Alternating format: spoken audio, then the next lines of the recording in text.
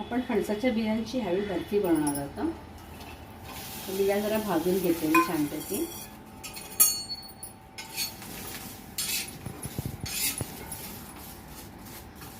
जरा काळे काही डाग पडेपर्यंत ह्याला भाजायचं आपल्याला.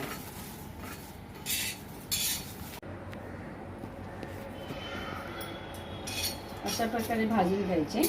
नंतर आपण खाली उतरवलं ते बियांना असं टाकायचं.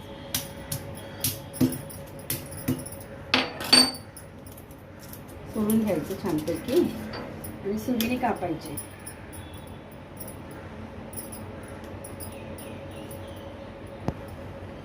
हे बघा मी अशा प्रकारे कापून ठेवलेत.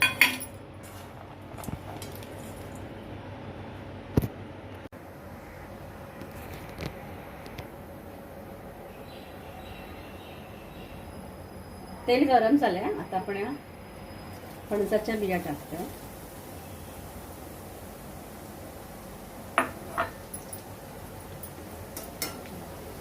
फणसाच्या बिया आपण छानपैकी तळतोय. आता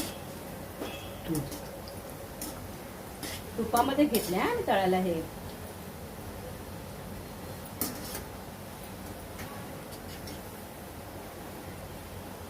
बघा असं छान त्यातून आपण तळून घ्यायचं कुरकुरीत.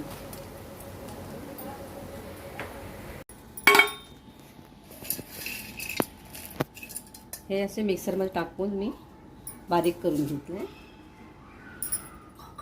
हे खोबरं किसून घेतलंय ते पण मी बारीक करून घेते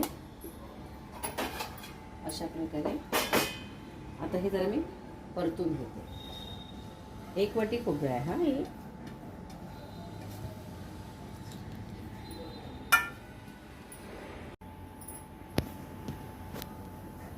एक चमचा मी तूप सोडते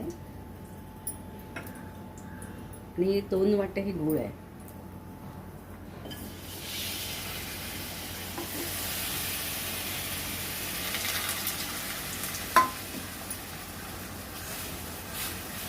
पातळ करून घेतलंय.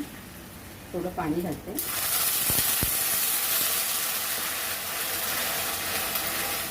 फक्त आपल्याला हे पातळ करून घ्यायचं. गूळ असं पातळ झाल्यावरती आपल्याला जायफळ किसायचं.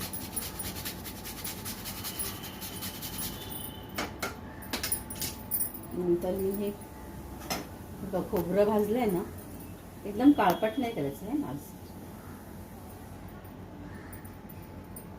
खोबरं 1 वाटी घातलंय आणि हे आपल्या फणसाच्या बियांचं पावडर तयार केलं भाजून छानपैकी केली. हे सगळं एकजीव करायचं. बस जास्त प्रमाणाचे सामान लागतच नाही आपल्याला. ह्या 3 वस्तूमध्येच आपण हे छानपैकी वडी करू शकतो.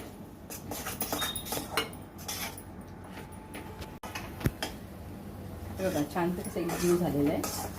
गोळा झालेला आहे. ताटाला मी तूप लावलंय.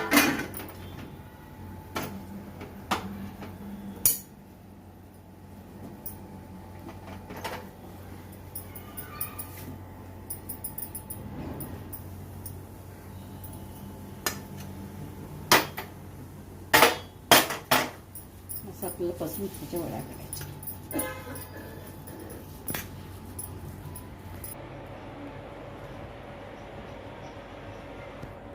अशा प्रकारे ह्या वड्या तयार झाल्या. उपवासाला खूप छान आहेत. वटपौर्णिमेमध्ये खास करावं ह्या वड्या. आणि नुसतंही भाजून केल्यात ना तळून ते पण छान लागते खायला.